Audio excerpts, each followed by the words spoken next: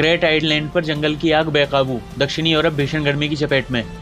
एरापेट्रा crate, Greece के सबसे बड़े द्वीप क्रेट पर बुधवार शाम को शुरू हुई भीषण जंगल की आग ने कम से कम 1500 लोगों को अपने घरों और होटलों से निकलने के लिए मजबूर कर दिया है। यह आग एरापेट्रा शहर के पास दक्षिणी पूर्वी तट पर शुरू हुई और तेज हवाओं के कारण तेजी से फैल गई, जिससे जंगल, जैतून के बाग, घर और होटल खतरे में पड़ गए। ये संकट तब और गहरा हो गया जब दक्षिणी यूरोप एक असामान्य गर्मी की लहर से जूझ रहा है। स्थानीय अधिकारियों के अनुसार आग ने एरापेट्रा के पास 4 बस्तियां फेरमा, अगिया, फोर्टिया, अचिलिया और काउटसोनारी को प्रभावित किया है।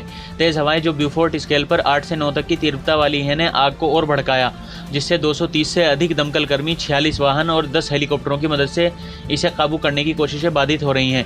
दमकल विभाग के प्रवक्ता वासिलिस वाथरा गोयानिस ने कहा, तेज हवाओं के कारण आग बार बार भड़क रही है, जिससे दमकल कर्मियों के लिए इसे नियंत्रित करना बेहद मुश्किल हो रहा है। लगभग 1500 लोग, जिनमें स्थानीय निवासी और पर्यटक शामिल हैं, सुरक्षित स्थानों पर ले जाए गए हैं। कई लोगों को एरापेट्रा के एक इंडोर स्टेडियम में शरण दी गई, जबकि कुछ को द्वीप के उत्तरी हिस्सों में होटलों में स्थानांतरित किया गया है। ये जंगल की आग दक्षिण यूरोप में चल रही भीषण गर्मी की लहर के बीच आई है, जिसने स्पेन, इटली और फ्रांस के कई लोगों की जान ले ली है। स्पेन के कैटेलोनिया क्षेत्र में एक अन्य जंगल की आग में कम से कम 2 लोगों की मौत हो गई, जबकि इटली और फ्रांस में गर्मी से संबंधित मौतें दर्ज की गईं।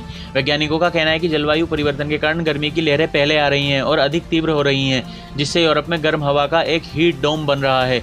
क्रेट और दक्षिणी ग्रीस में आग का खतरा अत्यधिक उच्च बना हुआ है, जैसा कि दमकल सेवा के दैनिक बुलेटिन में चेतावनी दी गई है। पिछले साल ग्रीस ने अपनी सबसे गर्म गर्मी का अनुभव किया था, जिसमें 45,000 हेक्टेयर जमीन जल गई थी। इस साल जुलाई, जो ग्रीस में सबसे गर्म महीना माना जाता है, और भी चुनौतीपूर्ण साबित हो रहा है। क्रेट ग्रीस का एक प्रमुख पर्यटन स्थल है और आग से बुरी तरह प्रभावित हुआ है।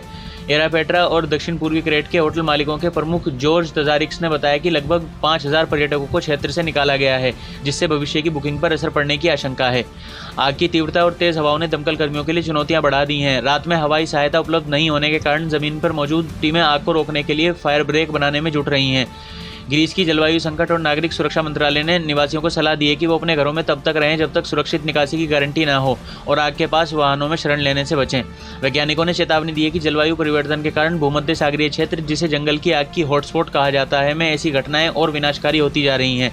जैसे जैसे गर्मी और शुष्क मौसम की स्थिति बनी हुई है, क्रेट और दक्षिणी ग्रीस में आग लगने का खतरा बना रहेगा।